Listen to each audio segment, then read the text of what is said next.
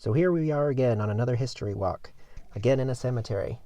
This time, though, we're in Thomaston, and we're going to talk about one of our area's all-time most famous residents, Henry Knox.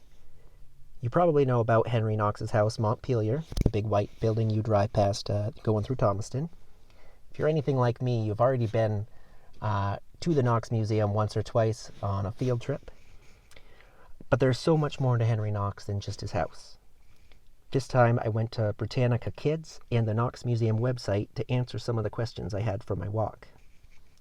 Now, Henry Knox was born in 1850 and he started his career as a bookseller. In 1775, he joined the Continental Army and fought against Britain in the American Revolution.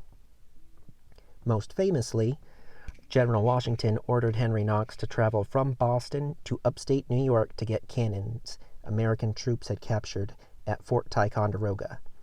Knox succeeded and brought 120,000 pounds of guns 300 miles across snow and ice, saving the city of Boston and likely the entire American Revolution.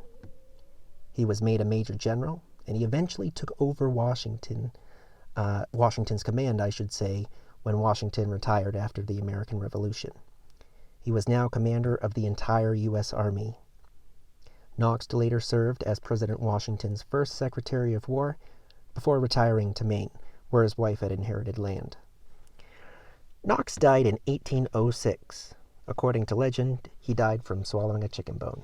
So, I guess where the British Army failed, a chicken bone won.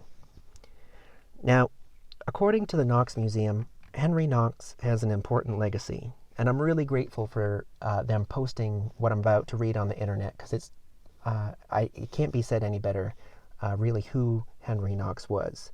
They say, Knox served America well as Chief Artillery Officer in the Continental Army, then as General in the United States Army, and finally as the first Secretary of War in President Washington's cabinet in the newly minted United States of America.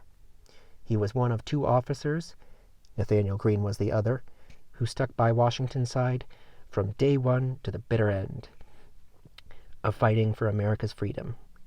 8.5 bloody years later, Washington turned out to be a great judge of character, and Knox a loyal friend.